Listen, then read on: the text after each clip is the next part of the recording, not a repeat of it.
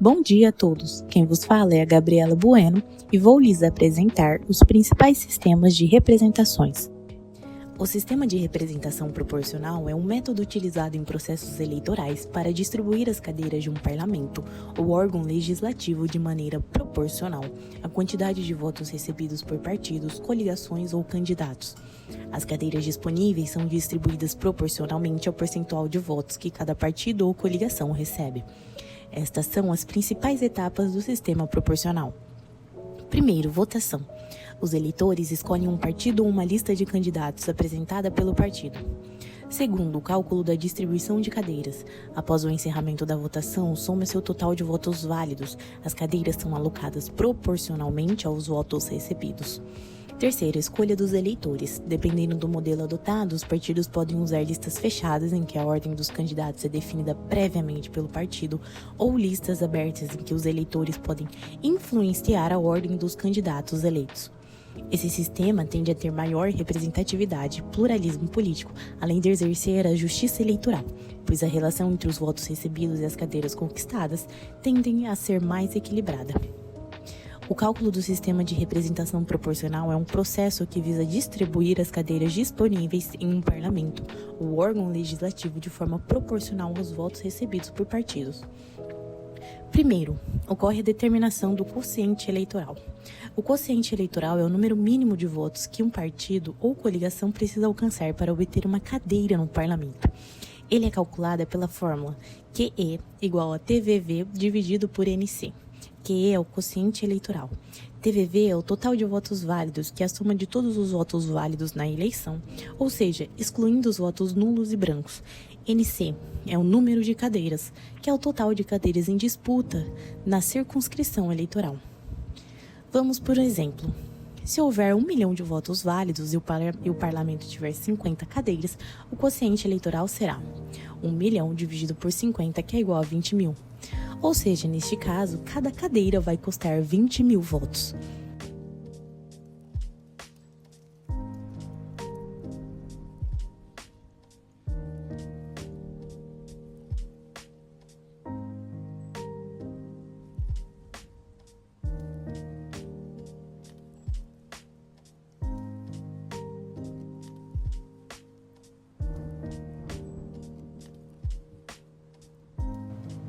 Segundo, ocorre o cálculo do quociente partidário.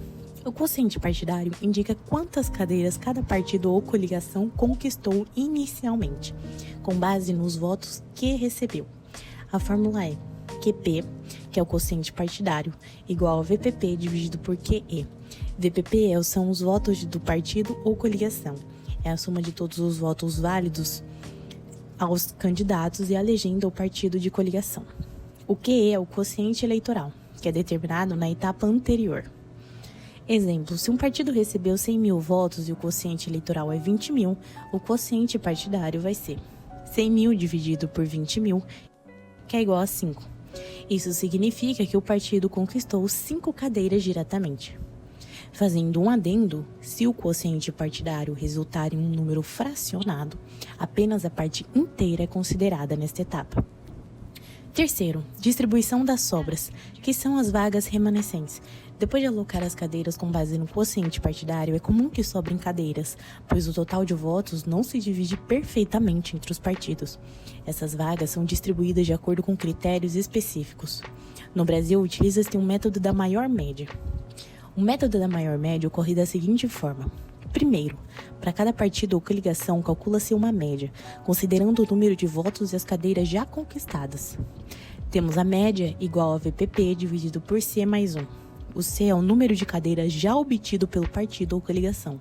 O mais 1 é um fator adicional para permitir a comparação entre os partidos. Segundo, a cadeira remanescente é atribuída ao partido com a maior média. Terceiro, repete-se o processo até que todas as cadeiras sejam distribuídas. Exemplo, suponha que um partido com 100 mil votos já tenha conquistado 5 cadeiras. Sua média seria 100 mil dividido por 5 mais 1, que é igual a 16.666,67. Comparando essa média com as de outro partido, a vaga será atribuída ao que tiver maior valor. Quarto, definição dos candidatos eleitos. Dentro de cada partido ou coligação, as cadeiras obtidas são ocupadas pelos candidatos mais votados individualmente.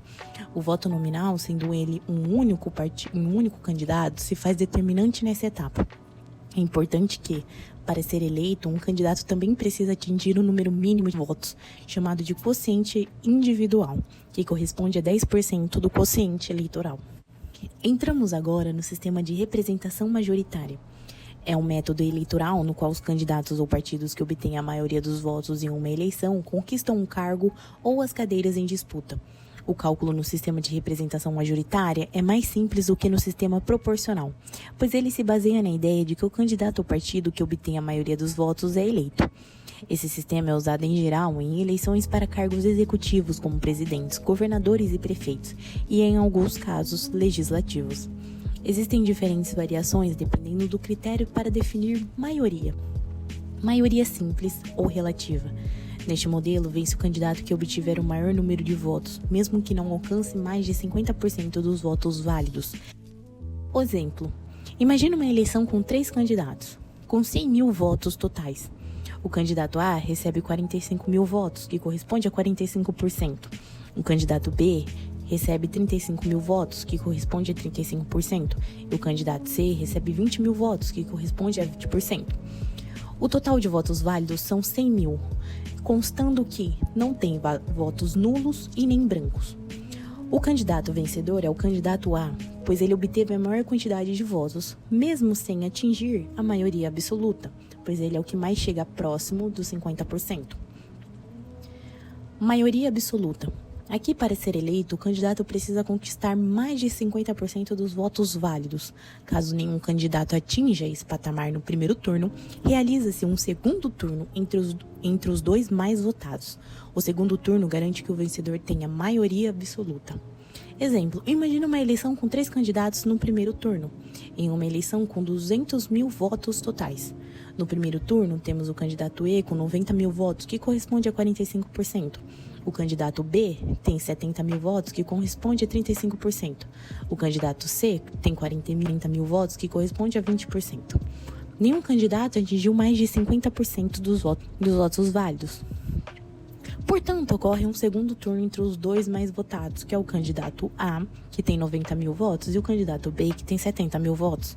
No segundo turno, os votos são redistribuídos e o candidato que obtiver mais de 50% dos votos válidos é eleito. O segundo turno ocorre da seguinte forma: apenas os candidatos A e B participam. O candidato A é redistribuído com 110 mil votos, correspondendo agora a 55%, e o candidato B com 90 mil votos, correspondendo agora a 45%. Portanto, o vencedor vai ser o candidato A, com a maioria absoluta. As regras gerais do cálculo. Cálculo dos votos válidos. Para determinar o vencedor, consideram-se apenas os votos válidos, ou seja, excluem-se os votos brancos e nulos. Temos os votos válidos igual ao total de votos, menos, abre parênteses, votos brancos, mais votos nulos, fecha parênteses. Identificação da maioria. Maioria simples. Vence o candidato com o maior número de votos válidos.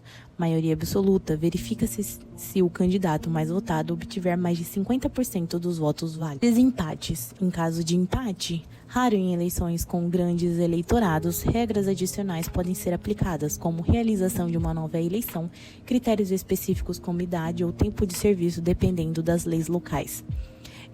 Concluímos que o sistema majoritário utiliza cálculos relativamente simples para definir os vencedores, priorizando a governabilidade e a clareza do processo. Contudo, seu impacto sobre a representatividade varia dependendo da modalidade adotada, podendo favorecer maiorias e dificultar a expressão de minorias no cenário político.